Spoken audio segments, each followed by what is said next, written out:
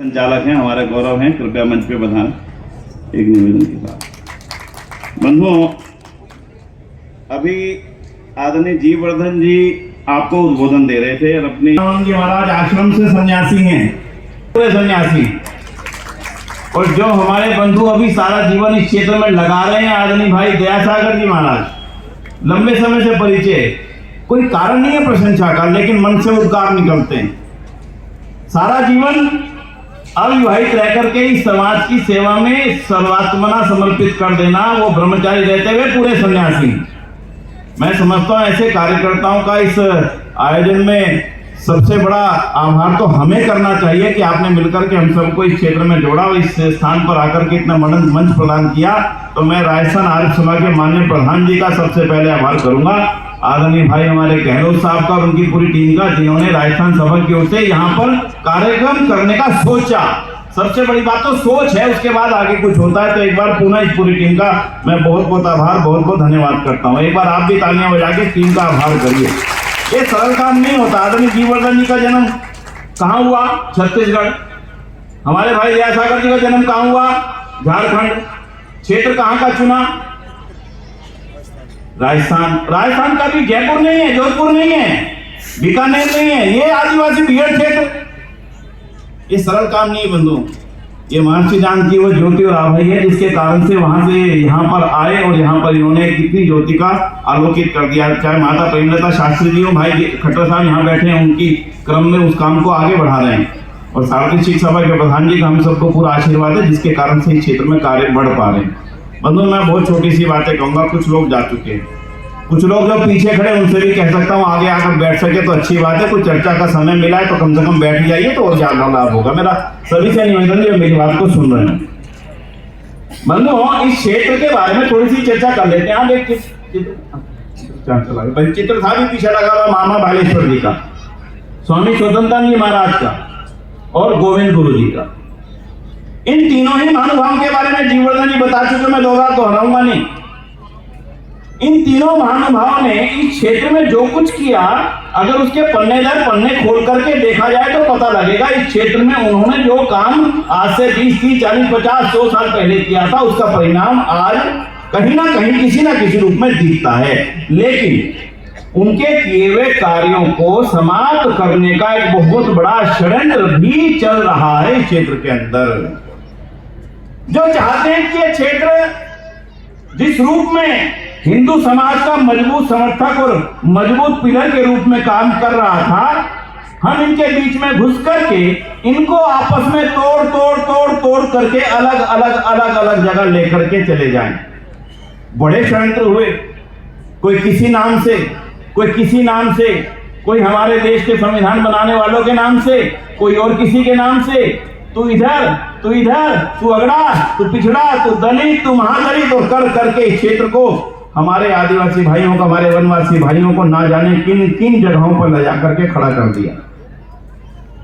आज इस सनातन संस्कृति महासम्मेलन में जब जीवर्धन जी ने बताया कि 32 जातियों के लोग एक साथ बैठ करके अपनी उस सनातन यज्ञ की संस्कृति को पुनः एक बार पुनर्जीवित करने का जो बड़ा काम कर रहे हैं, मैं समझता हूं वही मामा बालेश्वर गोविंद गुरु के सपने को साकार करने का दोबारा से समय आ गया। हमें सबको जागना पड़ेगा। मत सोचिएगा जीवर्धन जी जाग गए, मत सोचिएगा हमारी टीम जागी ना। इस क्षेत्र में रहने वाला एक एक व्यक्ति को ये जानना पड़ेगा कि कुछ विदेशी ताकतें हैं आज भी, जो बड़ी फंडिंग करके हमारे यहाँ के जातियों के, हमारे यहाँ के लोगों को अलग अलग रूप में दिखाना चाहती हैं, और कहीं ना कहीं वो सफल भी होती चली जाती है किसी न किसी रूप में। इसलिए बंधुओं, ये चेतना का वक्त है, ये जागने का वक्त है। समय ज्यादा नहीं है, मैं भी जानता हूं इस बात को, लेकिन 2 बिंदु जरूर आपके सामने रख करके अपनी बात पूरा करूंगा, क्योंकि आज संस्कृति रक्षा है। आज 2 बात समझ लेना।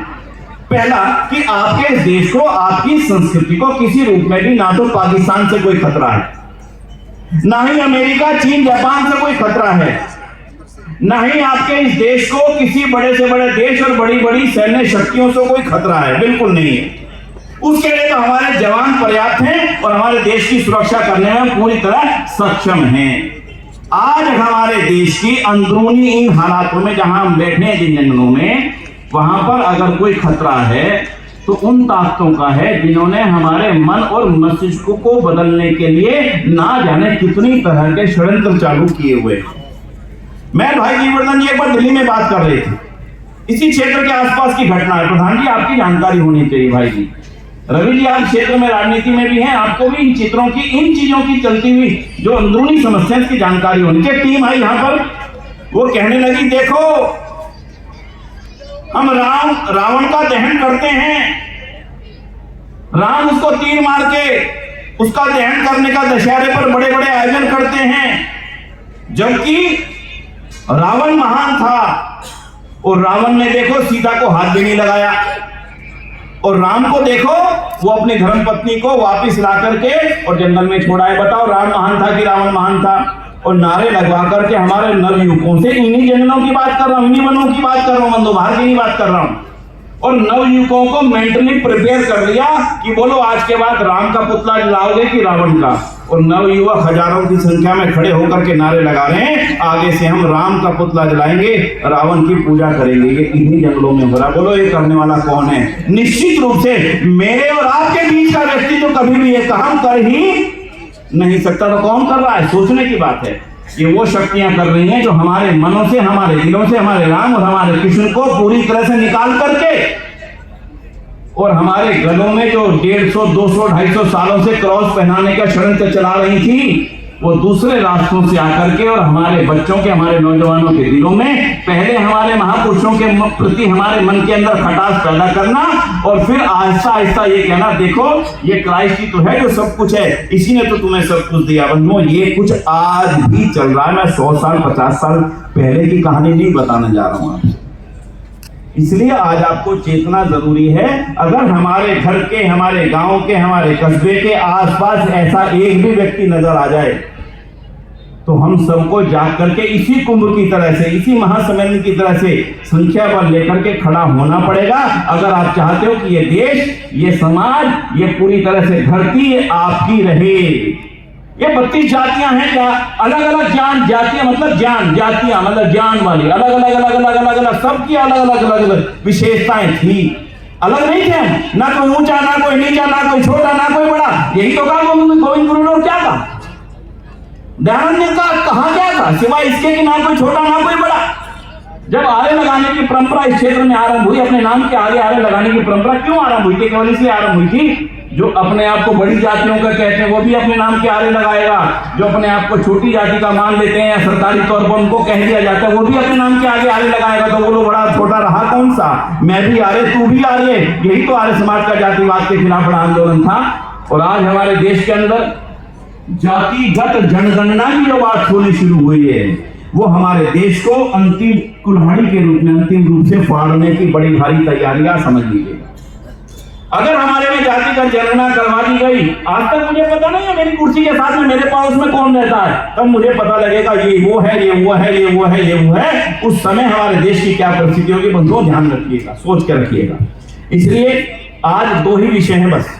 पहला विषय ये जिसको माननीय योगी जी ने भी उठाया, खूब तसल्ली से उठाया, उन्होंने बड़ा नारा भी दिया हमारे समाज को। क्या दिया था जी?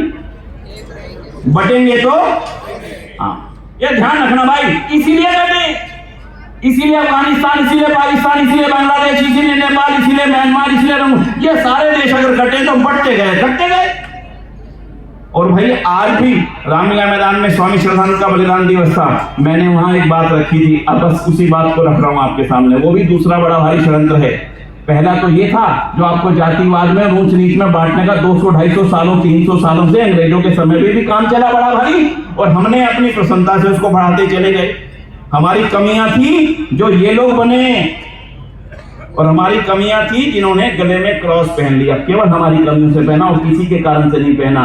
मैंने कहा तू मेरे साथ में मत बैठ, दूर बैठ, उसको दूसरा भाई अपने पास बैठा करके ले गया। बस इसी कमी के कारण से आज हम 32-33% देख रहे हैं पूरे देश में। दोनों की संख्या कुल मिलाकर, दोनों की संख्या कुल मिला के 32-33% मेरे भगाने से दूसरी तरफ गए, अपने आप नहीं गए। और अब दूसरी कुल्हाड़ी जो आपके ऊपर पड़ने जा रही है, बस उसी को कहने जा रहा हूं बंधुओं।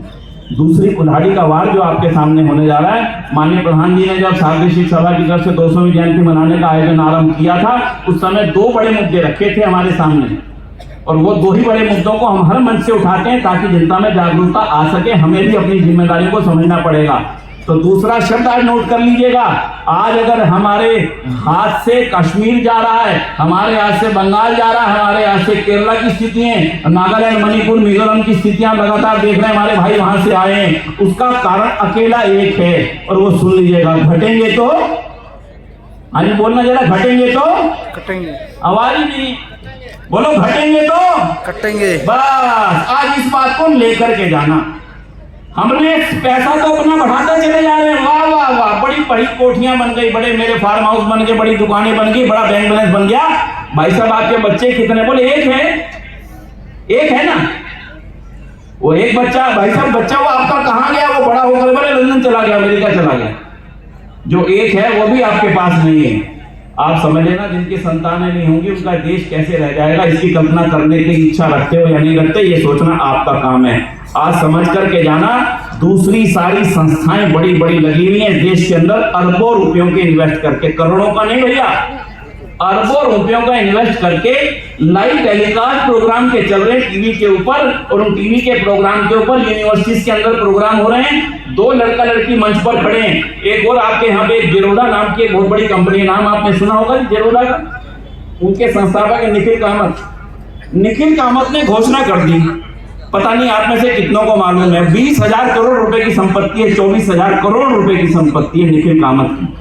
वो घोषणा करता है कि मुझे संतान नहीं चाहिए, मैं 20 साल संतान को पैदा करके पालने के लिए अपना जीवन बर्बाद करने के लिए तैयार नहीं हूं। 24,000 करोड़ रुपए रखने वाला व्यक्ति जब समाज के सामने ये रखता है तो इसका समाज के ऊपर नकारात्मक प्रभाव तो होगा ही।